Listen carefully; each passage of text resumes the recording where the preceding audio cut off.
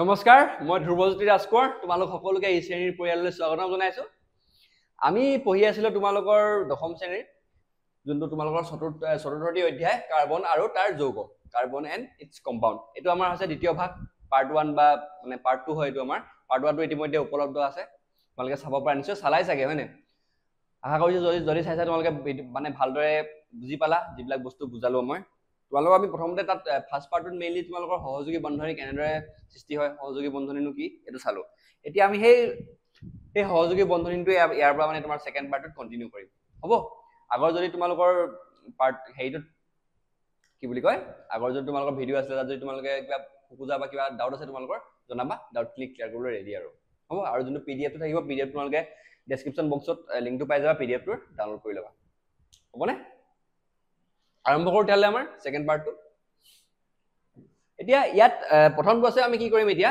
তোমালোকৰ আগৰ পাৰ্টটোত যে পঢ়িছিলো সহযোগী বান্ধনী তাৰ এক্সাম্পল প্ৰথম হাইড্ৰোজেনৰ এক্সাম্পল চালো একদম তোমাৰ সিম্পল আৰু সাধাৰণ সবতছে সাধাৰণ অণু হয় নাই তোমালোকৰ হাইড্ৰোজেনটো সবতছে সিম্পল হয় সিম্পল তোমালোকৰ কি বুলি কয় সিম্পল মৌল হয় এতিয়া আমি চাম অলপ কমপ্লেক্স চাম মানে অলপ তাতকৈ অলপ টান বিলাক চাম টান উদাহৰণ বিলাক চাম সহযোগী বান্ধনী ভালদৰে ধ্যান দিবা হা এইবিলাক বস্তু তোমালোকৰ পৰীক্ষাত আহিবই মানে এইটো এটা নহয় এটা তোমালোকৰ আহি যাব এইটো বস্তুটোৰ ইয়াৰ সহযোগী বান্ধনীবিলাক দেখুৱা এনেদৰে আহি যাব হ'ব এতিয়া আমি আৰম্ভ কৰো তোমালোকৰ প্ৰথমটো উদাহৰণ মানে আজিৰ ক্লাছৰ প্ৰথম উদাহৰণ ইভাগে তোমাৰ সেকেন্ড উদাহৰণ হ'ব আগত হাইড্ৰোজেনটো আমি চালো আমি সেকেন্ড উদাহৰণটো চাম ক্লোৰিন হ'ব এটা ক্লোৰিনৰ যোনটো পৰমাণু ক্ৰমাংক মানে এটমিক নাম্বাৰ যাক আমি ইংৰাজীত কি বুলি কওঁ এটমিক নাম্বাৰ বুলি কওঁ হা ৰবা এটমিক নাম্বাৰ বুলি কওঁ আগৰ ক্লাছৰ কনসেপ্টটো ক্লিয়াৰ বুজি পালা নাই আগৰ ক্লাছৰ কনসেপ্ট বুজি পালেহে বাকিবিলাক পাৰিবা হা এটমিক নাম্বাৰ বুলি কয় ইংৰাজীত আৰু ইলেক্ট্ৰনীয় বিন্যাস মানে ইলেক্ট্ৰনিক কনফিগাৰেশন আগতো মই কৈছো যে তোমালোকে ইংলিশ টাৰ্মবিলাক মনত ৰাখিবা কাৰণ কিয় গম পোৱা নাই তোমালোকে যেতিয়া ফিউচাৰত হায়াৰ ষ্টাডিজ কৰিবা ভাল মানে উচ্চ শিক্ষা গ্ৰহণ কৰিবা তেতিয়া অসমীয়াটো মানে ইমান কাম নাহে মানে কাৰণ তোমালোকে যেতিয়া ৰিসাৰ্চ পেপাৰ এখন লিখিবা বা কিবা গৱেষণা এটা কৰিবা তোমালোকে অকল অসমত নকৰা মানে বাহিৰতো কৰিবা সেই কাৰণে এতিয়া ইংৰাজী লিখিব লাগিব সকলো বস্তু সেইকাৰণে ইংৰাজীটো অলপ হেবিটটা বনাই ল'বা আৰু অসমীয়াটো নেইবা অসমীয়া মেইন হয় তথাপি আৰু যোজ্যতা কিমান হয় ভ্যালেন্সি যোজ্যতাটো কোনা ভ্যালেন্সি বুলি কওঁ এতিয়া হাইড্ৰোজেনৰ দৰে ক্লোৰিনটো কেতিয়াও অকলে থাকিব নোৱাৰে গম পাইছা ই সদায় কি থাকিব Cl2 হিচাপে থাকিব সেই কথাটো ইয়াত কৈ আছো ক্লোৰিনে ডি পাৰমাণৱিক অণু ক্লোৰিন এটা কি হয় ডি পাৰমাণৱিক অণু হল বুজি পালা মানে ই কি হয় ই হাইড্ৰোজেনৰ নিচিনা ই অকলে থাকিব নোৱাৰে দুটা ক্লোৰিন মিলিহে থাকিব পাৰিব গম পাইছা এটা প্ৰতিটো ক্লোৰিন পৰমাণুৱে এটা ইলেক্ট্ৰন ভাগ বতৰা কৰে ইয়াৰ ইলেক্ট্ৰনিক বিন্দু গঠন দুইটাৰ মাজত এক বন্ধনী দেখা যায় এটা কেনেদৰে এক বন্ধনী দেখা যায় চাও এটা ক্লোৰিনৰ কি হয়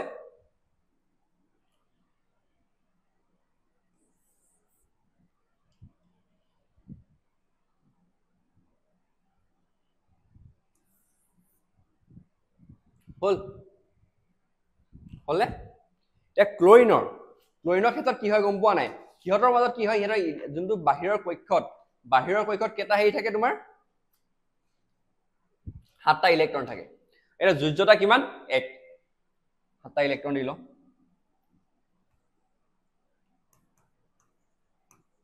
তিনি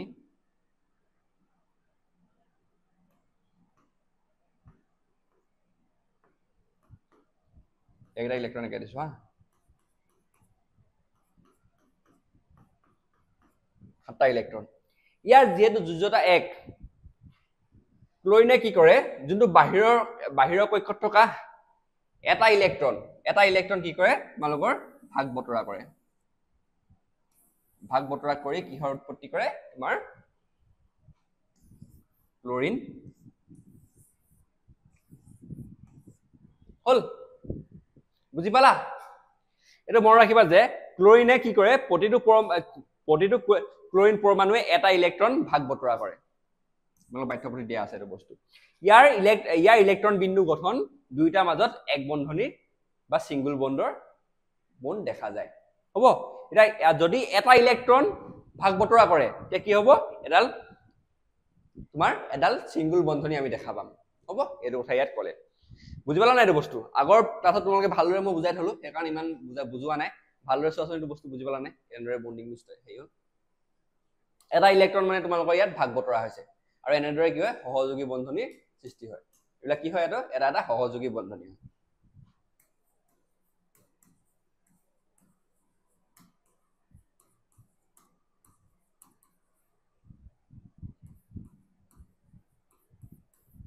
ইংৰাজীত কওঁ কোভেলেন্ট বন্ড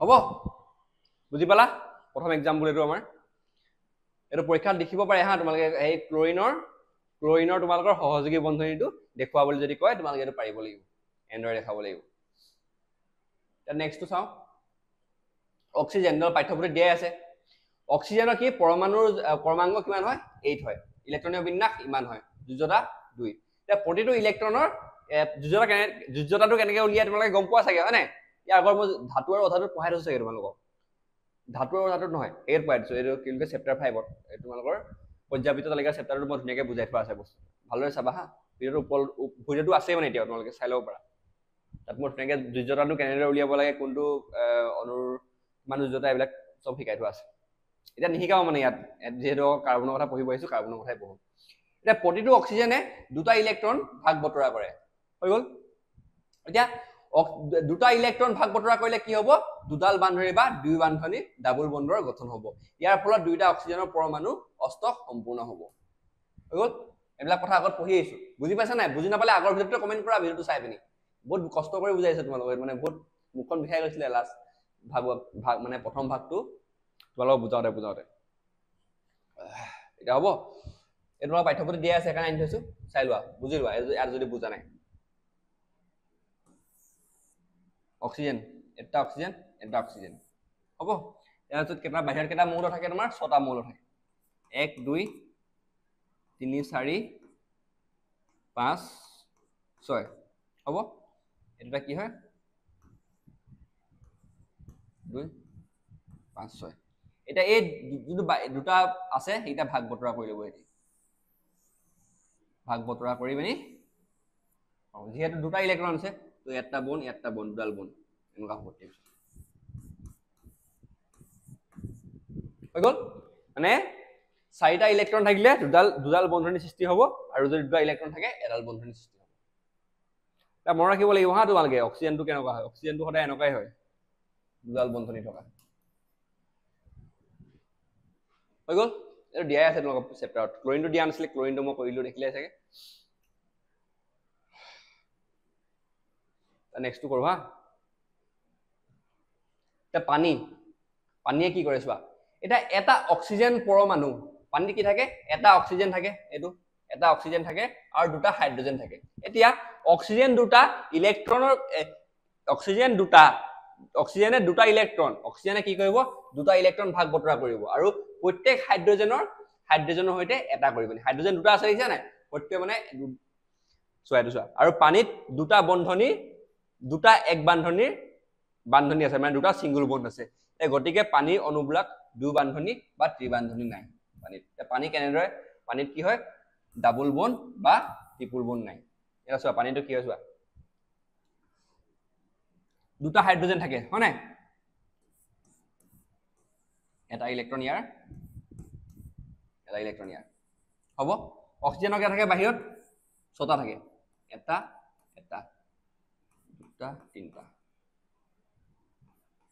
4 5টা 6টা হৈ গ'ল ই কি কৰে তোমাৰ হাইড্ৰোজেনে এনেকে লয়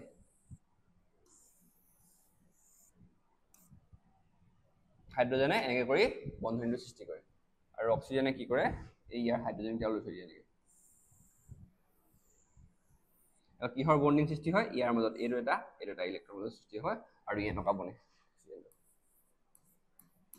ইয়াত যোনটো দেখাইছো হা এইটো হাইড্ৰোজেন এনেকুৱা বনে হ'ব এইটো যে তোমাৰ কি হয় H2O বুজি পালা নাই চফাকে দেখাও নেকি চফাকে দেখাইছো আগৰ ভাগ একটো চালা নাই তোমালোকে ভাগ একটোৰ কনচেপ্টবিলাক বুজি পাব লাগিব তেতিয়াহে গম পাবা আকৌ দেই এটা চোৱা কেনেদৰে খৰাই চোৱা এতিয়া দুটা হাইড্ৰজেন আছে এটা হাইড্ৰজেন হ'ব ইয়াৰ এটা ইলেক্ট্ৰন আৰু ইয়াৰ এটা ইলেক্ট্ৰন এফালে অক্সিজেন আছে সেইটো বেলেগ কালাৰ দেখাই দিওঁ তোমালোকক ছটা থাকে না বাহিৰত হ'ব এটা কি কৰিব তোমাৰ হাইড্ৰজেনে অক্সিজেনৰ এটা ইলেক্ট্ৰনৰ লগত ভাগ বতৰা কৰিব এফালে হাইড্ৰজেনে কৰিব হ'ব অক্সিজেনে এই হাইড্ৰজেনৰ কিটা এনেকৈ ভাগ বতৰা কৰি দেখিলা আৰু দুডাল হেৰিয়ৰ বন্ধনী সৃষ্টি হ'ল ইয়াত দেখিছানে ইয়াত এই দুটা বন্ধনী আৰু এই দুটা বন্ধনী তুমি লাষ্টত কি হৈ যাব অক্সিজেনটো এনেকুৱা নহয় বন্ধনী কিডাল এডাল বন্ধনী হাইড্ৰজেন এডাল বন্ধনী হাইড্ৰজেন আৰু এইটো হয় যে কি হয় তোমাৰ H2O পানী বুজি পালা এই লিখাখিনি চাই লোৱা এবাৰ যাতে এই যোনটো মই ড্ৰ কৰিলো সেইটো এবাৰ চাই লোৱা ঠিক কিবা ডাউট থাকিলে জনাবা ডাউটটো থাকিব নালাগে চাগে হয় নাই আছে নি ডাউট কেনেবাকৈ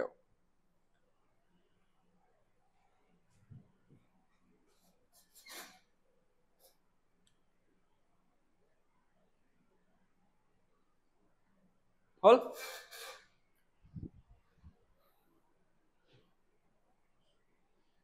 নেক্সট নাইট্ৰজেনৰ ক্ষেত্ৰত চাওঁ নাইট্ৰজেনৰ অকল তিনিটা বান্ধনীৰ সৃষ্টি হয় আকৌ নাইট্ৰজেনত তোমাৰ কি হয় ট্ৰিপুল বন আছে মানে ট্ৰিপুল বন মানে তিনিটা বান্ধনীৰ সৃষ্টি হয়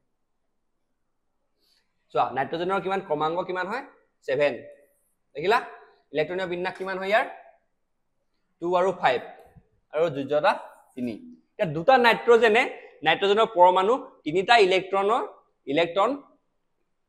তিনিটা ইলেক্ট্ৰন জোৰ ভাগ বতৰা কৰে ইয়াৰ ফলত ত্ৰিবান্ধনীৰ সৃষ্টি হয় মানে তিনিজোৰ ইলেক্ট্ৰন মানে তোমাৰ লগত কিমান 6টা ইলেক্ট্ৰনৰ ভাগ বতৰা হয় এইটো চোৱা নাইট্ৰজেনৰ কি হয় ইলেক্ট্ৰনীয় বিন্যাস কি হয় তোমালোকৰ 2 5 মানে বাহিৰত কিমান থাকে 5টা ইলেক্ট্ৰন থাকে বাহিৰৰ পক্ষত এটা নাইট্ৰজেন মানে 3টা আৰু নাইট্ৰজেন এফালে আছে কি কৰিব তোমাৰ এই 3টা ইলেক্ট্ৰনৰ ভাগ বতৰা কৰিব 3টা মানে এটা হেয়ে 6টা ইলেক্ট্ৰন কৰিলে নাই 6টা ইলেক্ট্ৰন কৰাৰ ফলত কি হয় 3টা বন্ধনী সৃষ্টি হৈ গ'ল মানে n তাৰপৰা উৎপত্তি হ'ল n2 জানিব লাগিব এটা কনসেপ্টটো এইটো কনসেপ্ট আছে চাই লোৱা ভালদৰে বেলেগ কালাৰ দেখাই দিও ৰবা এবাৰ বুজি নাপালে কবা হা বুজি এনে যদি মই বুজাই থাকো এনেকে ভাল নালাগিব ন যদি বুজিয়ে নোপোৱা মই পুৰা মই দি আছো মই 100% মই যিমান বুজাব পাৰো মই যদি 100% দিছো তোমালোকেও 100% দিয়া এটোৱে মই বিচাৰিম তোমালোকৰ পৰা এইটো মই ইমান কষ্ট কৰি মই যিমান জ্ঞান আছে সব দি দিছো তোমাক আৰু একো বেছি তোমালোকৰ দৰকাৰো নাই চাগে মানে আৰু এতিয়ালৈকে যিমান মই জানো সব দিছো তোমালোকক এইটো এনেকৈ দেখাই দিওঁ তাৰ ডিফাৰেন্সটো গম পাবা ন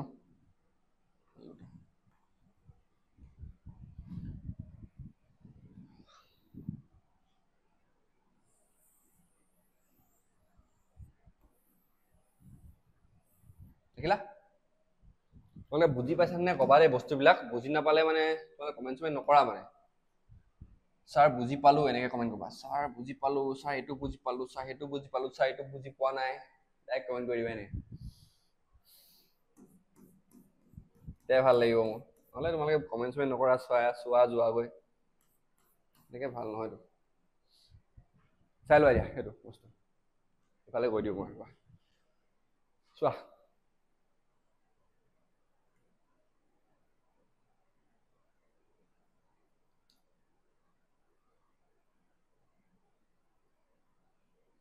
বুজি পালা এইখিনি মই লিখিয়ে দিছো আৰু যোনখিনি কনসেপ্ট দৰকাৰ হয় লিখিয়ে দিছো তোমালোকে এইখিনি পঢ়ি ল'লে এইখিনি বুজি পাই যাবা আৰু ইয়াৰ পিডিএফটো থাকিব হাতত পিডিএফটো তোমালোকক দি দিম মই পিডিএফ মানে হেৰিয়ত ডেছক্ৰিপশ্যন বক্সতে পাই যাবা এইটো মানে লিখাখিনি পাবা অকল এইবিলাক এই এক্সট্ৰাকে লিখাখিনি এইখিনি অলপ এইখিনি মানে ইয়াতে লিখিছো ন পাৰ্মানেণ্টকৈ থাকি নাযায় মানে বস্তুটো সেইটো কাৰণে এইখিনি নাপাবা মানে মই নিজে হাতে লিখাখিনি বাকী এইখিনি নোটছখিনি পাই যাবা এইখিনি দৰকাৰ হৈ যাব এইখিনি পঢ়িলে তোমালোকে ধুনীয়াকৈ গমেই পাই যাবা কনচেপ্টটো যদি তোমালোকে যদি আমাৰ প্ৰথম ভাগটো চাই দিছা ন প্ৰথম ভাগটো চাইছা যদি এইখিনি যদি পাই যাবা আৰু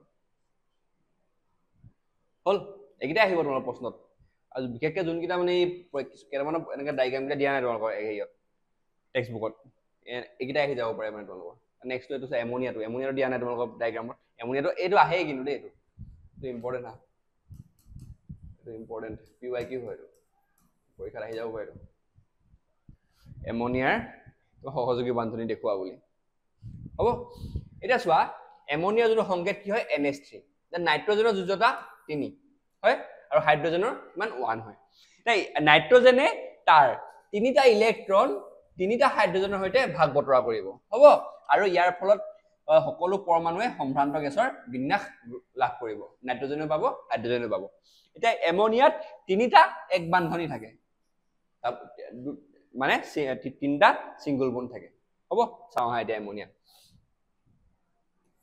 নাইট্ৰজেনৰ কিমান হয়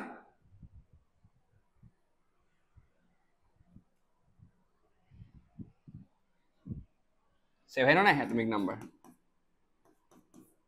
2 আৰু 5 থাকিব হয়নে এ কি কৰিব তিনটা ইলেক্ট্ৰন বাহিৰৰ পৃষ্ঠত কেইটা ইলেক্ট্ৰন থাকিব এটা নাইট্ৰজেন আৰু এটা হাইড্ৰজেন আৰু হাইড্ৰজেন আৰু ভালদৰে তোমালোকক এইবিলাক সব আঁতৰাই পিনি বুজাইছো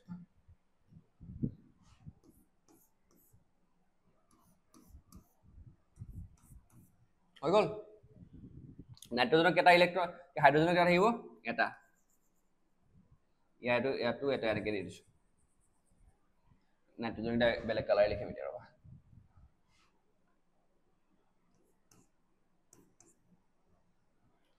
আৰু এটা আহিব দেই হেৰি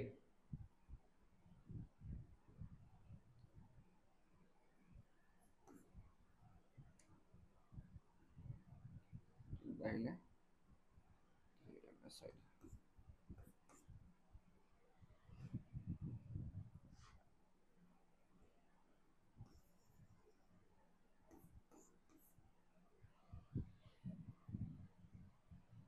এটা কি কৰিব হাইড্ৰজেন নাইট্ৰজেন এটা ল'ব এটা বন্ড সৃষ্টি হ'ল দেখিছা নাই আৰু এটা ল'ব এইটো এনেকৈ এটা বন্ধনী নাইট্ৰজেনে গোটেইকেইটা ল'ব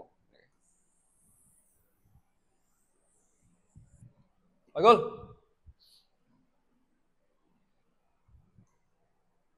বন্ডকেইটা কি বন্ধনীকেইটা কি বন্ধনী সৃষ্টি হ'ল ইয়াত তোমাৰ গ্ৰীণ কালাৰ দেখাই দিছো এইটো বন্ধনী এটা বন্ধনী তিনিডাল একক বন্ধনী দেখিছানে আমি লিখো এতিয়া এনেকৈ এফালে বন্ধনী আছিলে H এফালে এটা H তলফালে এটা দিছিলো H দেখিলা এটা কি হ'ল এইটো NH3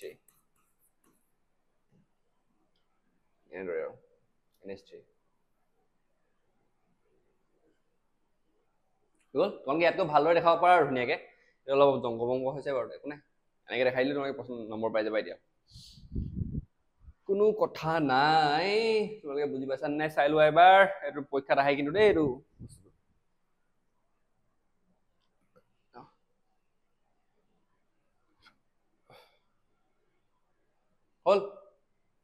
হ'লনে এইফালে দেখাইছো নাইট্ৰজেনৰ আছিলে এনেকৈ 5টা ইলেক্ট্ৰন থাকে না বাহিৰৰ ফালে এটা দুটা তিনিটা চাৰিটা 5টা হাইড্ৰজেন তিনিটা এটা হাইড্ৰজেন দি দিলো এফালে এইটো এটা হাইড্ৰজেন দি দিলো এফালে এইটো এফালে হাইড্ৰজেন দি দিলো এইটো এনেকৈ হাইড্ৰজেনে কৰিলে এইটো এনেকৈ হাইড্ৰজেন কৰিলে এইটো হাইড্ৰজেনে কৰিলে এই গোটেইটা লৈ ল'লে নাইট্ৰজেন এইটো বেছি হেৰি দেখিলে এটা চোৱা নেকি ৰং বিৰংগে একদম বেলেগ বেলেগ ৰঙে বুজাই থোৱা আছে হৈ গ'ল এতিয়া মিথেনটো চাম এইটো মিথেনটো ইম্পৰ্টেণ্ট তোমাৰ পৰীক্ষা এইটো আছে হেৰিয়তে মিথেনৰ যোনটো ফৰ্মুলা সংকেতটো ৰাসায়নিক সংকেতটো কি CH4 জানো এইটো আমি কাৰ্বনৰ 4টা আৰু হাইড্ৰজেনৰ এটা যোজ্যতা হ'ব এতিয়া কাৰ্বনে তাৰ 4টা যৌগক ইলেক্ট্ৰন 4টা যোজক ইলেক্ট্ৰন 4টা হাইড্ৰজেনৰ সৈতে ভাগ বতৰা কৰিব হ'ব ইয়াৰ ফলত কাৰ্বন চতুৰ্থ সহযোগী মানে টেট্ৰা কোভেলেন্ট মানে 4টা যেহেতু কাৰ্বন 4টা কাৰ্বনৰ হেৰি কি বুলি কয় তোমাৰ ইলেক্ট্ৰনৰ ভাগ বতৰা আছে কাৰণে কি বুলি কয় আমি টেট্ৰাকোভেলেন্ট বা চতুৰ্থ সহযোগী, মানে চতুৰ্থ সহযোগী বুলি কওঁ। চতুৰ্থ সহযোগী আছিলে নে কি আছিল, ৰবা চাই লওঁ একবাৰ। চতুৰ্থ সহযোগী বা টেট্ৰাকোভেলেন্ট বুলি কওঁ আমি ইয়াক। মিথেনত 4টা এক বান্ধনী থাকে, হৈ গ'ল। এমচিকিউ ধৰিব পাৰে যে হেৰি CH4ত কাৰ্বনটো চতুৰ্থ সহযোগী বুলি কিয় কয়, কাৰণ ইয়াত কি হয়, কাৰ্বনৰ 4টা ইলেক্ট্ৰন কাৰ্বন 4টা হাইড্ৰজেনৰ ইলেক্ট্ৰনৰ সৈতে ভাগ বতৰা হয়, সেইটো কাৰণে। আৰু মিথেনটো বহুলভাৱে মিথেনটো এইকেইটা ইম্পৰ্টেণ্ট হা, মিথেনটো কি হিচাপে, ইন্ধন হিচাপে ব্যৱহাৰ কৰা হয়। আৰু জৈৱ সাৰ, চাপ সংকুচিত প্ৰাকৃতিক গেছ, কম্প্ৰেছ নেচাৰেল গেছ, এইবিলাকত কি থাকে, মিথেন থাকে। হ'ব, এতিয়া এই বস্তুটো যে তোমালোক পাঠ্যপুথিত দিয়া আছে, কেনে কি হয় চাওঁ কেনেদৰে হয়। আৰু এইকেইটা পইণ্ট তোমালোকে জানিবলগীয়া হা। মিথেনটো ইন্ধন হিচাপে ব্যৱহাৰ কৰা হয়, ক'ত ব্যৱহাৰ কৰা হয়, জৈৱ গেছ, বায়'গেছত আৰু চাপ সংকুচিত প্ৰাকৃতিক গেছ, কম্প্ৰেছ নেচাৰেল গেছত। এতিয়া চোৱা, কাৰ্বনৰ বাহিৰত কেইটা থাকে, 4টা ইলেক্ট্ৰন থাকে। 1টা 2টা 3টা 4টা, হ'লনে? এতিয়া হাইড্ৰজেন কেইটা থাকিব, 4টা থাকিব ইয়াত। জেগাই নাই বাৰু ইয়াত, জেগা নাই ইয়াত, সৰুকে বুজাই দিওঁ। কাৰ্বন চোৱা, কাৰ্বন হ'ল নে এইটো, ইয়াত 4টা বাহিৰত ইলেক্ট্ৰন থাকিলে। ইয়াত দিয়াই আছে বা নুবুজালো হয়, তোমালোকে এনেই বুজাই দিছো আৰু মই। হাইড্ৰজেন, 4টা হাইড্ৰজেন হ'ল। এটা হাইড্ৰজেন এনেকে বন্ধনীকেইটা সৃষ্টি কৰিব কাৰ্বনৰ হেৰিবিলাক লৈ লৈ। এই কি কৰিব, কাৰ্বনে কি কৰিব, গোটেইকেইটা যিমানটা ইলেক্ট্ৰন আছে এনেকে লৈ পিনি সৃষ্টি কৰিব তোমাৰ এইফালে এটা বন্ডিং, এনেকে এটা কাৰ্বন, এনেকে এটা তলৰ ফালে এটা, ওপৰ ফালে এটা, শুনি গ'ল। পইণ্টকেইটা চাই লোৱা হা, পইণ্টকেইটা চাই লোৱা, বস্তুটো বুজি পালা নাই।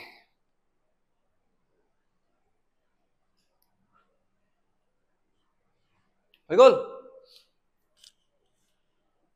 এতিয়া চাওঁ আমি সহযোগী বন্ধনৰ বৈশিষ্ট্য। আমি চালো সহযোগী বন্ধনী কেনেদৰে সৃষ্টি হয়, কিছুমান তোমালোকৰ যৌগৰ উদাহৰণ চালো।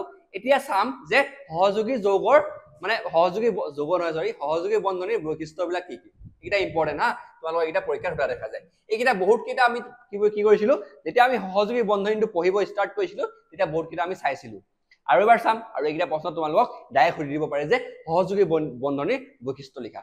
4টা বৈশিষ্ট্য লিখি দিব আহিব পাৰে, 2 নম্বৰ দি দিব পাৰে, নাইবা 5টা বৈশিষ্ট্য লিখি দিলে তোমালোক কেইটা 1 নম্বৰীয়া কেইটা MCQ আহে, তাৰপৰা 2 নম্বৰীয়া আৰু 3 নম্বৰীয়া আছে হয় নে 3 নম্বৰীয়া নে 4 নম্বৰীয়া কিবা আহিছিলে, তাই আহি যাব পাৰে এইবিলাক বস্তু হা। 2 নম্বৰ বা 5 নম্বৰ গুচি আহিব পাৰে কেতিয়াবা, ক'ব নোৱাৰি।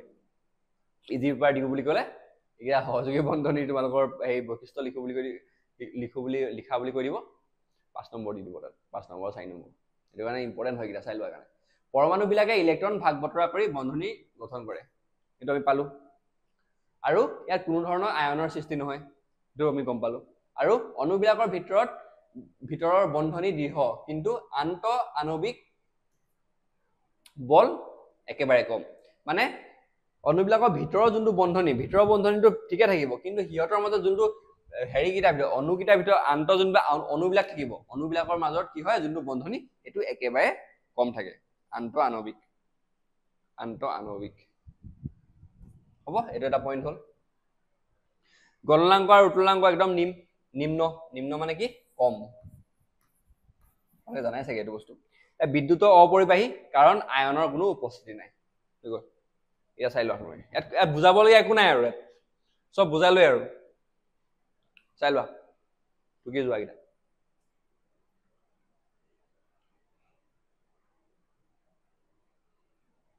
ইয়াত আয়নৰ সৃষ্টি নহয় কাৰণে বিদ্যুৎ অপৰিবাহী হয়, ইলেক্ট্ৰনলৈ ভাগ বতৰা কৰি বন্ধনী হয়। সেইটো মানে কি আছিলে, এইটো সংজ্ঞাই হয় তোমালোকৰ হেৰিয়ৰ কি বুলি কয়, সহযোগী বন্ধনী। আৰু অণুবিলাকৰ ভিতৰৰ যোনটো বান্ধনী সেইটো দৃঢ় টান থাকে, ভিতৰৰ যোনটো মানে অণুবিলাকৰ মাজত অণুবিলাক, কিন্তু সিহঁতৰ ভিতৰত আন্ত আণৱিক যোনটো ইণ্টাৰমলিকুলাৰ যোনটো ফ'ৰ্চ সেইটো একদম কম থাকে। সেইটো কাৰণে কি হয়, সেইটো কাৰণে যোনবিলাক আয়নীয় যৌগ থাকে, আয়নীয় যৌগবিলাকতকৈ অলপ মানে হেৰি হয়, উইক আৰু মানে। হৈ গ'ল। এতিয়া আমি নতুন টপিক এটা চাম, যোনটো ইম্পৰ্টেণ্ট টপিক বহুত আমাৰ পৰীক্ষাৰ ফালৰ পৰা চাবলৈ গ'লেও। এইটো হৈছে যে তোমালোকৰ কাৰ্বনৰ বহুৰূপতা, এলোট্ৰপছ অফ কাৰ্বন। এতিয়া মানে কাৰ্বনটোত আমি অলপ আগত মানে একদম প্ৰথম ভাগৰ একদম প্ৰথমতে পঢ়িছো যে কাৰ্বনটো ভাৰ্চেটাইল হয়, বহু ধৰ্ম আছে তাৰ, মানে বহুত কেইটা ধৰ্ম আছে তাৰ। এতিয়া তোমাৰ কাৰ্বনৰ সেই বহু কেইটা ধৰ্মৰ ভিতৰত এটা পৰে তোমালোকৰ ইয়াৰ বহুৰূপ। কাৰ্বনৰ মানে বহুত কেইটা ৰূপ আছে, আৰু তাৰ 3টা ৰূপৰ কথা আমি তোমালোকৰ এই পাঠত পঢ়িম, হ'ব। এতিয়া মৌল হিচাপে কাৰ্বন প্ৰকৃতিত বিভিন্ন ৰূপত থাকে। এইটো আমি প্ৰথম সেকেন্ড লাইনটোৱে আছিলে, আমি পাৰ্ট 1 টো ষ্টাৰ্ট কৰোতে সেকেন্ড লাইনটো এইটো বস্তু আছিলে, বহুত ৰূপত থাকে, হ'ব। এই ৰূপবোৰক আমি কি বুলি কওঁ? বহুৰূপ বা এলোট্ৰপছ বোলা হয়। আৰু তোমালোকৰ পৰীক্ষাত আহে যে এলোট্ৰপছ মানেনো কি, তালৈকে তোমালোকে পাৰিব লাগিব এইটো লিখিব, হ'ব। কি বুলি লিখিম আমি? মৌল হিচাপে কাৰ্বন প্ৰকৃতিত বিভিন্ন ৰূপত থাকে, আৰু এই ৰূপবোৰক কি বুলি কওঁ আমি? বহুৰূপ বা এলোট্ৰপছ বুলি কওঁ, হ'ব। ইহঁতৰ ভৌতিক ধৰ্ম সম্পূৰ্ণ পৃথক। যদি দেখিবলৈ একদম যোনটো ভৌতিক ধৰ্মবিলাক একদম পৃথক, বেলেগ বেলেগ, কিন্তু ইহঁতৰ যোনটো ৰাসায়নিক ধৰ্মবিলাক একে হয়। এইটো ইম্পৰ্টেণ্ট হা, হাইলাইট কৰি দিয়া টপিকটো যোনটো ইম্পৰ্টেণ্ট হয়। ইহঁতৰ কি হয়? ভৌতিক ধৰ্মবিলাক একদম তোমালোকৰ হেৰি হৈ থাকে, পৃথক পৃথক থাকে, কিন্তু যোনবিলাক তোমালোকৰ ৰাসায়নিক ধৰ্ম সেইবিলাক কি হয়? একে থাকে, হ'ল। এতিয়া আমি তোমালোকৰ যোনটো এইটো পাঠত আমি মেইনলি 3টা তোমালোকৰ হেৰি বহুৰূপৰ কথা পঢ়িম। প্ৰথমটো বহুৰূপ হৈছে কি? তোমালোকৰ হীৰা, আৰু ছেকেণ্ডটো গ্ৰেফাইট, আৰু থাৰ্ডটো কি হৈছে? ফুলেৰিন, হ'ব। হীৰাটো তোমালোকে দেখিছা চাগে, গ্ৰেফাইটটো দেখিছা, পেঞ্চিলৰ মাজত থাকে, আৰু ফুলেৰিনটো তোমালোকে কম দেখিছা চাগে, এতিয়ালৈকে এতিয়া নাই দেখা, তোমালোকে নেদেখিবা এতিয়া বস্তুটো। যেতিয়া তোমালোকে এই মাষ্টাৰ্ছ কৰিবা তেতিয়া তোমালোকৰ লেববিলাকত থাকিব এইটো বস্তু, এতিয়া নাথাকে। ইমান মানে দামী হয় বস্তুটো, সেইটো কাৰণে ব্যৱহাৰ নকৰে ইমান, আৰু দৰকাৰো নাই বাৰু তোমাৰ ইমান হেৰিকে ডাইৰেক্টকে। এতিয়া ফটো লগাই দিলোঁ চোৱা, এইটো হৈছে হীৰা, এইটো হৈছে গ্ৰেফাইটটো খনিজ হিচাপে এনেকৈ পোৱা যায়, আৰু এইটো হৈছে ফুলেৰিনটো অলপ পাউডাৰ নিচিনাকৈ থাকে, এইটো বস্তুটো ফুলেৰিন। এইটো কাৰ্বনটো এনেকৈ চোৱা, এইবিলাক এনেকুৱা ফুলেৰিনটো বল নিচিনা মানে বস্তুটো, গ্ৰেফাইট, এইটো হীৰা, হৈ গ'ল। ইয়াত চাবলগীয়া পইণ্ট, তোমালোকে মনত ৰাখিবলগীয়া পইণ্ট কি আছে যে বহুৰূপ মানেনো কি এটা, আৰু সিহঁতৰ কি হয়? ভৌতিক ধৰ্মবিলাক পৃথক থাকে, কিন্তু ৰাসায়নিক ধৰ্মবিলাক একেই থাকে। আৰু 3টা আমি বহুৰূপৰ কথা পঢ়িম এতিয়া। এতিয়া প্ৰথমটো যোনটো আমাৰ বহুৰূপ, সেইটো হৈছে আমাৰ কি? হীৰা, যাক আমি ইংৰাজীত কি কওঁ? ডায়মণ্ড, ঠিক আছে নাই? হীৰাটো কি হৈছে? হীৰাটো আৰু এটা কথা কৈ যাওঁ, হীৰাটো চবতছে পৃথিৱীৰ সকলোতকৈ ডাঙৰ হেৰি হয়, সকলোতকৈ কঠিন পদাৰ্থ, মনত ৰাখিবা এইটো বস্তু। এতিয়া চোৱা, প্ৰতিটো কাৰ্বন পৰমাণুৱে আন 4টা কাৰ্বন পৰমাণুৰ সৈতে সহযোগী বান্ধনি গঠন কৰে। ইয়াত কি হয়? 4টা কাৰ্বন, 1টা কাৰ্বন, 2টা কাৰ্বন, 3টা কাৰ্বন, 4টা কাৰ্বন, ইহঁতে কি কৰিব? বেলেগ 4টা কাৰ্বন, এইটো কাৰ্বন এটা, এইটো কাৰ্বন এটা, ই কৰিব সেই মানে ওপৰত কৰিব, তাৰপৰা ই কৰিব এই তলত, তেনেকে মানে 4টা কাৰ্বনৰ মাজত বন্ধনীটো হয়। এনেদৰে চোৱা, এইটো চোৱা, কাৰ্বন এইটো এটা কাৰ্বনৰ লগত কৰিলে, এটা কাৰ্বনৰ লগত কৰিলে, হীৰাবিলাক এনেদৰে থাকে, চোৱা। ইয়াক এইটো এনে কৰিব, এনে কৰিব, এনে কৰিব, এনেকে মানে হীৰাৰ যোনটো ষ্ট্ৰাকচাৰ, এই গঠনটো, হীৰাৰ গঠনটো এনেদৰে থাকে, দেখিছানে? এইটো হৈছে হীৰাৰ গঠন, এইটো অলপ পাঠ্যপুথিত দিয়া আছে হীৰাৰ গঠনটো, এইটো মনত ৰাখিবা। এইটো তোমালোকৰ একদম চমু টোকা লিখিব আহিব পাৰে, মানে হীৰাৰ ওপৰত, ফুলেৰিনৰ ওপৰত, গ্ৰেফাইটৰ ওপৰত চমু টোকা লিখিব আহিব পাৰে, তোমালোকে পাৰিব লাগিব। এতিয়া কেনেদৰে সিহঁতি গঠন কেনেদৰে হয়? হীৰা প্ৰতিটো কাৰ্বনৰ পৰমাণুৱে আন 4টা কাৰ্বনৰ পৰমাণুৰ সৈতে সহযোগী বান্ধনি কৰি হীৰাৰ গঠন কৰে, এইটো ইম্পৰ্টেণ্ট। ইয়াৰ গঠন দৃঢ় আৰু ত্ৰিমাত্ৰিক, মানে কি হয়? 3 ডাইমেনশ্যনেল, 3D ষ্ট্ৰাকচাৰ। মানে দৃঢ় মানে কি? টান আৰু ত্ৰিমাত্ৰিক, এইটো কথা মনত ৰাখিবা। ইহঁতৰ গঠন কি হয়? দৃঢ় আৰু ত্ৰিমাত্ৰিক, আৰু ই অতি শক্তিশালী বন্ধনী। এই শক্তিশালী বন্ধনীৰ বাবে ই কি হয়? হীৰা সৰ্বাধিক কঠিন পদাৰ্থ, প্ৰথম কথা। নেক্সট, ই বিদ্যুৎ অপৰিবাহী আৰু স্বচ্ছ আৰু দীপ্তিময়, মানে চাইনি, মানে জিলিকি থাকে। স্বচ্ছ মানে পুৰা চিকচিকীয়া, আৰু মানে পুৰা দেখি থাকে, আৰু ইপাই এনেকুৱা টাইপৰ। হীৰা সৰ্বাধিক কঠিন হ'ব। এতিয়া যেতিয়া সিহঁতৰ মাজত বন্ধনীটো যদি বেছি দৃঢ় হ'ব, মানে টান বন্ধনী হ'লে একদম পুৰা ক্লজলি পেক্ড হ'ব। ক্লজলি পেক্ড মানে চব হেঁচা খাই থাকিব, চব গোটেইখিনি সিহঁতৰ যোনবিলাক ভিতৰত অণু আছে, কাৰ্বনৰ অণু আছে, চব হেৰি হৈ থাকিব, হেঁচা খাই থাকিব। তাৰ ফলত কি হয়? তোমালোকৰ সিহঁতৰ মাজত সিহঁতি বহুত কঠিন হৈ যায়, আৰু তাৰ ফলত কি হয়? বিদ্যুৎবিলাক অপৰিবাহী হ'ব। বিদ্যুৎ পৰিবহন হ'বলৈ কি লাগিব? আয়ন থাকিব লাগিব। ইয়াত আয়ন নাই কাৰণে কি হ'ব? সিহঁতি বিদ্যুৎ অপৰিবাহী হয়, আৰু স্বচ্ছ আৰু দীপ্তিময় হয়। এইকেইটা পইণ্ট তোমালোকৰ ইম্পৰ্টেণ্ট, হ'ব এটা বিশুদ্ধ কাৰ্বনক উচ্চ তাপ আৰু চাপত ৰূপান্তৰ কৰি হীৰা প্ৰস্তুত কৰিব পাৰি এই ধৰণৰ কৃত্ৰিম হীৰা আকাৰত সৰু কিন্তু গুণগতভাৱে প্ৰাকৃতিক হীৰাৰ দৰে এটা যোনবিলাক হীৰা আহৰণ কৰা হীৰা ক'ৰ পৰা আহৰণ কৰা গম পোৱা নাই তোমালোকে হীৰা আহৰণ কৰা হয় তোমালোকৰ ভূগৰ্ভৰ পৰা হীৰা একদম বহুত তলত পায় মানে কয়লা চয়লা যিমান ওপৰত পায় তাতকৈ তলত তোমালোকৰ আমাৰ হীৰাবিলাক পায় হীৰা খনিবিলাক একদম বহুত একদম কিলোমিটাৰ দ থাকে মানে বহুত দ মানে হীৰা খনি গুগলত চাবাচোন তোমালোকে হীৰা ডায়মণ্ড মাইন বুলি মাৰি চাবাচোন গুগলত সাৰ্চ কৰি চাবা ডায়মণ্ড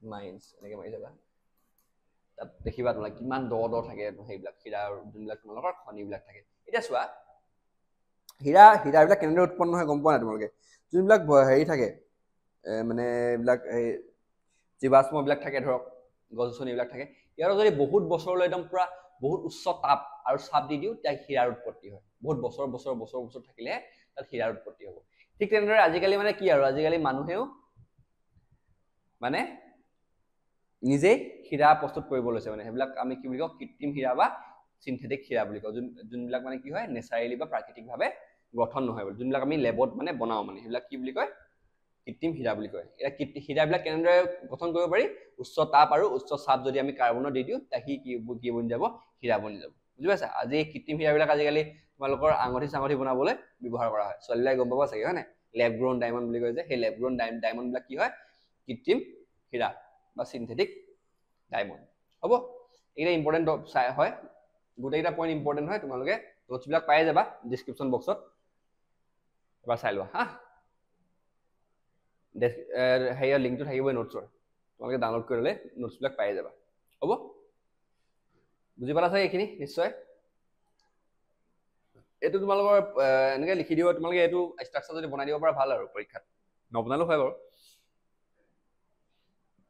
হীৰাৰ বন্ধনীটো কেনেদৰে কি হয় গঠনটো কি হীৰাৰ গঠন যদি লিখিব আহে তোমালোকে এই দুটা পইণ্ট লিখিব লাগিব হীৰাৰ গঠন এইটো দুটা পইণ্টৰ কি হয় হীৰাৰ গঠনৰ বিষয়ে আছে হীৰাৰ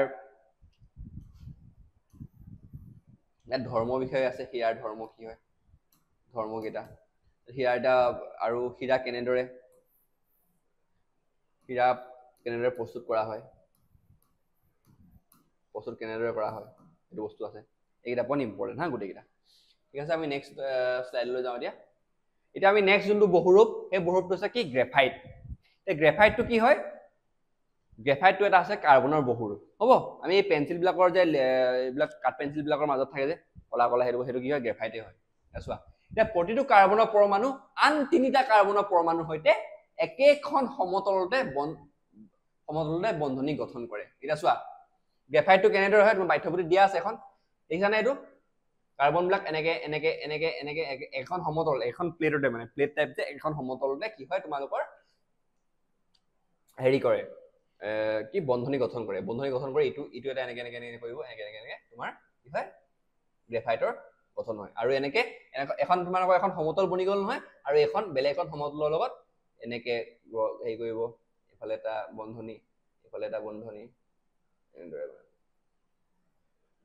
এনেদৰে কি হয় গ্ৰেফাইটৰ গঠন হয় হ'ব বুজি পালা এতিয়া এই গঠনবিলাক কি হয় খৰভুজি মানে কি হেক্সাগনেল ৰূপত থাকে আৰু খৰভুজি স্তৰত তৰপে পৰ্যায়ভাৱে থোৱা থাকে তৰপে দেখিছা নাই এটা তৰপ এখন সমতল আৰু এখন তৰপ এনেকে থাকে চোৱা এখন হেৰিত সমতল এখন সমতল এনেদৰে মানে তৰপ হিচাপে গ্ৰেফাইটবিলাক থাকে বুজি পালা এতিয়া চোৱা এটা দুই বান্ধনীৰ দ্বাৰা কাৰ্বনৰ যোজ্যতা সম্পূৰ্ণ হয় আৰু কি থাকে এটা ডাবল বন্ড থাকে মানে গম পাইছা কাৰ্বনৰ এটা ডাবল বন্ড থাকে আৰু এই স্তৰবোৰৰ মাজত বল কম থকাৰ বাবে কি হয় গ্ৰেফাইট বিলাক নিমজ আৰু পিছল হয় আৰু বিদ্যুৎ সুপৰিবাহী হয় যদিও কাৰ্বনৰ ধাতু এটা কি হয় এটা ব্যতিক্ৰম হয় কি হয় ব্যতিক্ৰম যাক আমি ইংৰাজীত কি বুলি কওঁ এক্সেপশ্যন গ্ৰেফাইটটো এটা আছে এক্সেপশ্যন যি হয় কাৰ্বন হৈও কি কৰিব পাৰে বিদ্যুৎ পৰিবহন কৰিব পাৰে হৈ গ'ল এইকেইটা ইম্পৰ্টেণ্ট হয়, তোমালোকে চাই লোৱা। ইয়াৰ ইমান বুজাবলগীয়া নাই মানে, তোমালোকে জাষ্ট জানিলে হ'ব যে ইহঁতে কি কৰে, তিনিটা কাৰ্বনে পৰমাণুৰ সৈতে একেখন সমতলতে বন্ধনী কৰে, দেখিছানে, এখন সমতলতে বন্ধনী কৰিছে, আৰু ইহঁতে তৰপ হিচাপে থাকে। আৰু ইহঁতে কি হয়, খৰভোজী হয়, খৰভুৰি সজ্জাত থাকে। এইটো খৰভোজী হয় নাই, এইটো খৰভোজী হয় নাই, এইটো খৰভোজী মানে এনেকে যদি দেখাব যাওঁ, এনেকে থাকিব, আকৌ বেলেগ এটাৰ লগত এনেকে থাকিব, তল এখন 3D ষ্ট্ৰাকচাৰ এনেকে থাকিব, আৰু ইহঁতি এনেকে বান্ধ খাই থাকিব আৰু হ'ব। বুজি পালা চাগে? এনেকে বুজাবলৈ ইমান নাই বাৰু। আৰু এইকেইটা বস্তু ইম্পৰ্টেণ্ট তোমালোকৰ। কি হয় তোমালোকৰ ধৰ্মকেইটা, এইকেইটা ধৰ্ম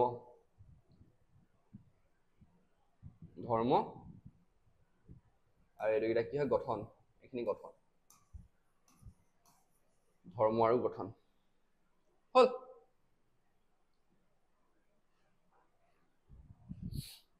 চাই লোৱা হা এইকেইটা বস্তু।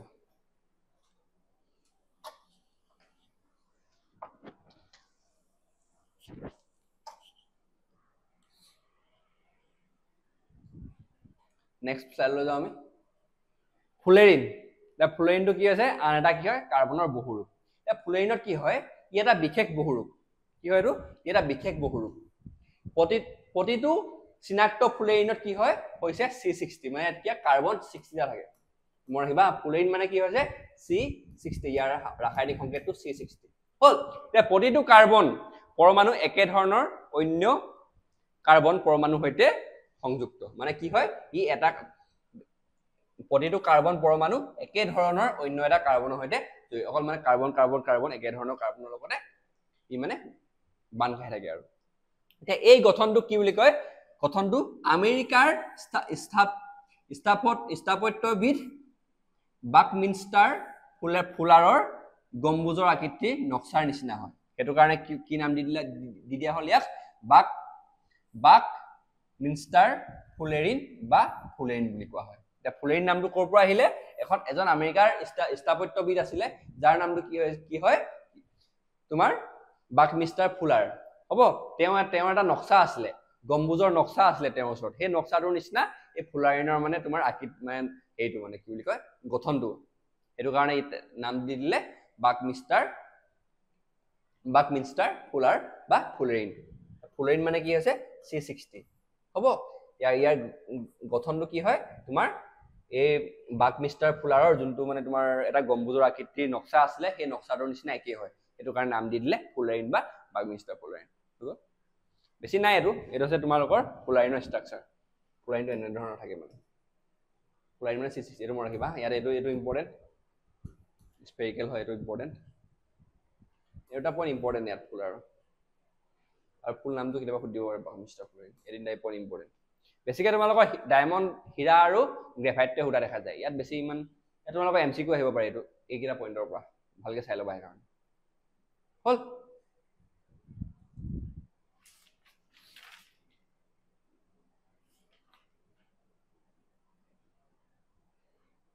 হ'ব, ইয়াত দুটা প্ৰশ্ন দিয়া আছে, প্ৰশ্নকেইটা জল্দি কৰি লওঁ। এতিয়া তোমালোকক এখন হেৰি দিছোঁ, তোমালোকক এখন টেবুল এখন বনাই দিছোঁ। টেবুলখনত তোমালোকৰ গোটেই তিনিটা যোনবিলাক হেৰি আছিলে বহুৰূপকেইটা কম্পেয়াৰ কৰি দিছোঁ হা। হীৰাটো কি হৈছে, গঠনটো ত্ৰিমাত্ৰিক হয়, ধৰ্মকেইটা কঠিন আৰু দীপ্তিময়, আৰু ই বিদ্যুৎ অপৰিবাহী। গ্ৰেফাইটটো কি হয়, খৰভোজীয় হয় আৰু স্তৰীয়, মানে আৰু কোমল আৰু পিছল আৰু সুপৰিবাহী হয়। দেখিলানে? আৰু যোনটো গম্বুজটো কি হয়, ফুটবল আকৃতি, নতুন গঠনধৰ্মী পদাৰ্থ, আৰু ই আংশিক পৰিবাহী। এইটা বস্তু মনত ৰাখিবা তোমালোকে। হ'ব, এতিয়া নেক্সট তোমালোকৰ প্ৰশ্ন কেইটামান দিয়া আছে, এই প্ৰশ্ন এতিয়া জল্দি কৰোঁ, আৰু তোমালোকৰ এই পাৰ্ট 2 বা আজি ছেকেণ্ড ভাগটো সমাপ্ত কৰি দিওঁ। হ'বনে? এতিয়া চোৱা, কাৰ্বন ডাই অক্সাইডটো ইলেক্ট্ৰন বিন্দু গঠন কি, কাৰ্বন ডাই অক্সাইডটো মানে কেনেদৰে, CO2টো কেনেদৰে মানে গঠন হয়, সেইটো আমাক কৰিব দিছে। এতিয়া চোৱা, কাৰ্বন ডাই অক্সাইডৰ কি সহযোগী বান্ধনী থাকে ইয়াতো। এতিয়া কাৰ্বনৰ কিমান আছে, কাৰ্বনৰ যোনটো তোমাৰ হেৰি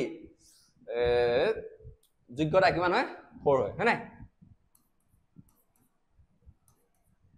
আৰু অক্সিজেন দুটা আছে ন, অক্সিজেনৰ কিমান 6 হয়।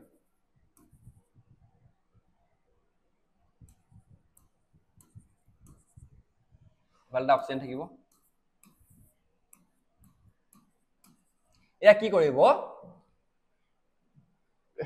এতিয়া অষ্ট সম্পূৰ্ণ কৰিবলৈ কি কৰিব, এই অক্সিজেনে এই দুটা কাৰ্বনৰ দুটা হেৰি লৈ ল'ব, কাৰ্বনৰ যোনটা বাহিৰৰ দুটা আছে যে দুটা ইলেক্ট্ৰন লৈ ল'ব, হৈ গ'ল। আৰু কাৰ্বনে নিজৰ ষ্টকটো সম্পূৰ্ণ কৰিবলৈ কি কৰিব লাগিব, ইয়াৰ পৰা দুটা ইলেক্ট্ৰন ভাগ বতৰা কৰি ল'ব। বুজি পালা? ইয়াৰ ফলত উৎপত্তি হ'ব তোমাৰ ডাবল বন্ডৰ, এই দুটা বন্ড দুটা বন্ধনী লিখিলে আমি কেনেদৰে লিখিব পাৰো, ও এইটো আছে তোমালোকৰ উত্তৰ। বুজি পালা? নেক্সট আছে 8টা সালফাৰৰ পৰমাণুৰ গঠিত এটা সালফাৰৰ অণুৰ ইলেক্ট্ৰনিক বিন্দু গঠন কি হ'ব? ইংগিত 8টা সালফাৰৰ পৰমাণু এটা বলয় আকৃতিত আছে। 8টা সালফাৰ মানে কি আছে, S8 হ'ব। সালফাৰৰ ইলেক্ট্ৰনিক বিন্যাসটো কিমান আছিলে, 12 আছিলে চাগে, হয় নাই? সালফাৰৰ 12 আছিলে।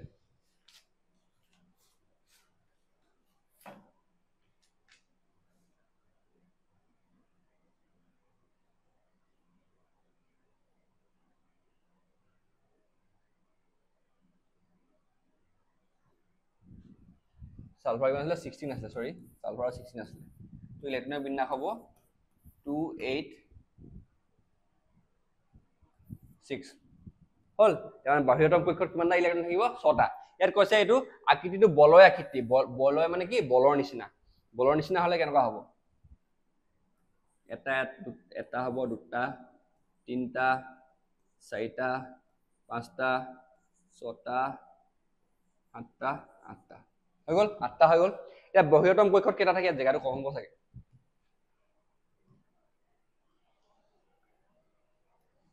হ'ব একো নাই, ভালদৰে চোৱা দেই বস্তুটো। এইটো বহিৰতম কক্ষত কেইটা থাকে, 6টা থাকে। এয়া এটা, দুটা, তিনিটা, চাৰিটা, পাঁচটা, ছটা, এটা, দুটা, তিনিটা, চাৰিটা, পাঁচটা, ছটা, এটা, দুটা, তিনিটা, চাৰিটা, পাঁচটা, ছটা, এটা, দুটা, তিনিটা, চাৰিটা, পাঁচটা, ছটা, এটা, দুটা, তিনিটা, চাৰিটা, পাঁচটা, ছটা, এটা, দুটা, তিনিটা, চাৰিটা, পাঁচটা, ছটা, এটা, দুটা, তিনিটা, চাৰিটা, পাঁচটা, ছটা, এটা, দুটা, তিনিটা, চাৰিটা, পাঁচটা, ছটা। এ কি কৰিব, সালফাৰে এই যোনটো বাহিৰত যে এটা আছে অণু, এটা এই অণু এটা যোনটো আছে, এটা তোমাৰ হেৰি কৰিব, ভাগ বতৰা কৰিব। ভাগ বতৰা কৰিলে কি হ'ব তোমাৰ, এনেধৰণৰ হ'ব। সালফাৰৰ কেইটা 6টা আছে, হয় নাই? এফালৰ পৰা এটা ল'ব, 1 2 3 4 5 6 7 8 এনেকে হ'ব। প্ৰত্যেকটো সালফাৰ এনেকে এটা ল'ব, ইফালৰ সালফাৰটো এনেকে ল'ব, ইফালৰ পৰা ল'লে এনেকে কৰিলে এনেকে 8টা ল'ব আৰু চবৰ পৰা, গম পাইছা? 8টা হৈ যাব আৰু এফাল যদি লয় ই ল'ব, ইয়াৰ পৰা এইটো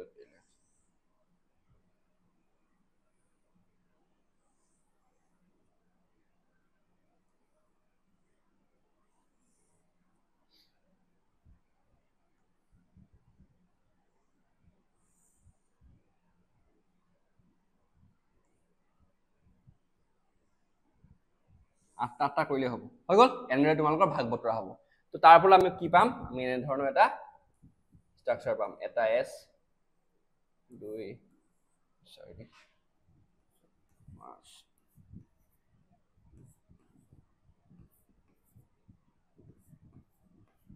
বলয় আকৃতি নহলগৈ ভালকে, অলপ আৰু উল্লা হ'ল। এইটো হ'ব তোমালোকৰ আনসাৰ, হ'ল হ'লনে? বুজি পালা? কনচেপ্টটো বুজি পালে এইটো কৰিব পাৰিবা। এইটো অলপ সৰুকে দেখুওৱা হ'ল, তোমালোকে ভালদৰে দেখিছা নাই দেখা বাৰু? নীলা ৰংটো দেখিছে নাই? ইয়াত দেখিছে, ঠিকে আছে, হ'ব। ইয়াৰ সৈতে তোমালোকৰ যোনটো ছেকেণ্ড পাৰ্টটো ইয়াতে সমাপ্ত কৰিছো।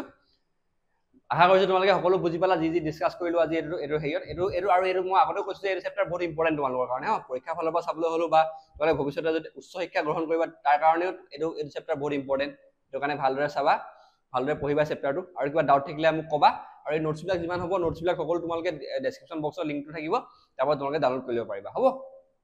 এতিয়া ইয়াৰ সৈতে আজি ভিডিঅ'টো ইয়াতে সমাপ্ত কৰিছো। আৰু যিহেতু আমি ফ্ৰীকে তোমালোকক ইমান মানে ভালদৰে পঢ়াব চেষ্টা কৰি আছো তোমালোকক ইউটিউবতে, চেষ্টা কৰিছো আৰু আমি যিমান আমি পাৰিলো নোৱাৰিলো তোমালোকে যাতে অলপ বেলেগক কোৱা মানে তোমালোকৰ লগৰখিনিকো কোৱা যে ইচি নামৰ চেনেল এটা আছে এনেদৰে তাত এনেকৈ ফ্ৰীকে তোমালোকৰ সব চেপ্টাৰৰ তোমালোকৰ সলিউশনবিলাক মানে ভালদৰে বুজাই দিয়ে যদি ভাল পাইছা আৰু কোৱা আৰু মানে শ্বেয়াৰ কৰা আৰু আমাৰ চেনেলটো দেখিছে অলপ ভিউজ কম আহে এৰ কাৰণে হ'ব একো নাই আশা কৰিছোঁ তোমালোকে যোনে যোনে চাই আছা ভাল পাইছা ভিডিঅ'বিলাক যদি কিবা ডাউট থাকে জনাবা ডাউট সলভ কৰিবলৈ একদম ৰেডি মানে মই ডাউটবিলাক সুধিলে ভাল লাগে এতিয়া মই তোমালোকক বুজাই আছো তোমালোকে মানে আগত যদি ষ্টুডেণ্টো থাকে তেতিয়া মানে ভাল আৰু মানে যে ছাৰ এইটো কি লিখিলে অলপ আগত মই বুজি নাপালো ছাৰ অলপ আগত যে এইটো কৰিলে এইটো বুজি নাপালো এনে কৈ থাকে যে তেতিয়া মানে আৰু মই যোনটো মোৰ টিচিং মেথডটো আৰু ভালকে ইম্প্ৰুভ কৰিব পৰা যায় মানে তেতিয়া তেনেকৈ যদি মানে মই ফিডবেকটো যদি পাই থাকোঁ সেইকাৰণে তোমালোকে মানে ফিডবেকবোৰ দি থাকিব যাতে মই মানে তোমালোকক শিকোৱা যোনটো প্ৰণালী মোৰ শিকোৱা প্ৰণালীটো আৰু অলপ মানে উন্নত কৰোঁ উন্নত মানৰ ভালদৰে আৰু শিকাব মানে ইম্প্ৰুভ কৰোঁ তাৰ কাৰণে অলপ হেল্প কৰিবা আৰু ইয়াতে সমাপ্ত কৰিছোঁ আৰু এটা ৰিকুৱেষ্ট কৰিলোঁ তোমালোকক বেয়া নাপাবা ইয়াতে সমাপ্ত কৰিছোঁ এটা নেক্সট যোনটো আমাৰ তৃতীয় ভাগটো হ'ব তৃতীয় ভাগটোত আমি বাকীখিনি চাম আৰু হ'ব ধন্যবাদ